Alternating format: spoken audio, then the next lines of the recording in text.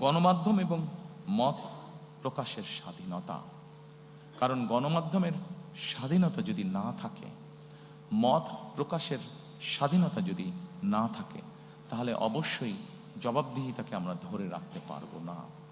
এবং সেই জন্যই রাজনৈতিক কর্মী হিসাবে এবং আমার দলের অবস্থান থেকে আমরা দৃঢ়ভাবে যে কোনো মূল্যে এই ব্যাপারটিকে নিশ্চিত করতে চাই।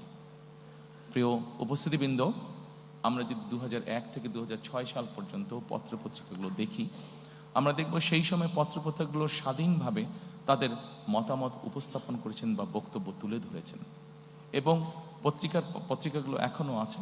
আমরা পত্রিকাগুলো খুললেই দেখতে পাবো যেভাবে বিভিন্নভাবে সরকারকে, তৎকালীন সরকারকে সমালোচনা করা হয়েছে।